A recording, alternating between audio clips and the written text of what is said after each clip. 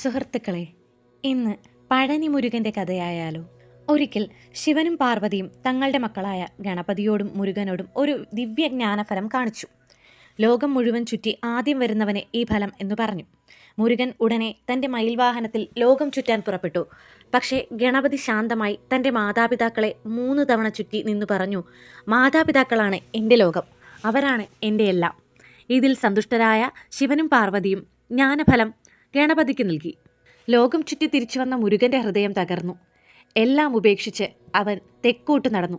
തമിഴ്നാട്ടിലെ പഴനി മലയുടെ മുകളിലെത്തി. അവിടെ ഒരു സന്യാസിയെപ്പോലെ വേൽ മാത്രം പിടിച്ചങ്ങനെ നിന്നു. മുരുകനെ തേടിയെത്തിയ പാർവതീദേവി പറഞ്ഞു, മോനെ, പഴം നീ തന്നെയാണ്. നീയാണ് യഥാർത്ഥ ജ്ഞാനം, പിന്നെ പഴനിയായി രൂപപ്പെട്ടത്.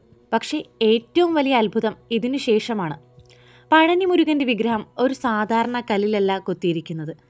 മഹാസിദ്ധനായ ഭോഗർ മുനി 9 ശക്തമായ വിഷഘടകങ്ങൾ ഉപയോഗിച്ച് നവപാഷാണം എന്ന ദിവ്യമിശ്രിതം തയ്യാറാക്കി. വിഷം സിദ്ധരുടെ കയ്യിൽ ഔഷധമായി മാറി. ആ നവപാഷാണം കൊണ്ടാണ് പഴനി മുരുകൻ രൂപപ്പെട്ടത്.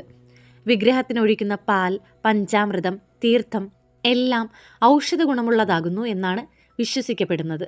ഇന്നും ലക്ഷക്കണക്കിന് ഭക്തജനങ്ങൾ കാൽനടയായി പഴനിമല കയറുന്നു. കാരണം അവിടെ നിൽക്കുന്നത് ഒരു ദേവൻ മാത്രമല്ല, ത്യാഗവും ജ്ഞാനവും സിദ്ധശക്തിയും നിറഞ്ഞ പഴനി മുരുകനാണ്.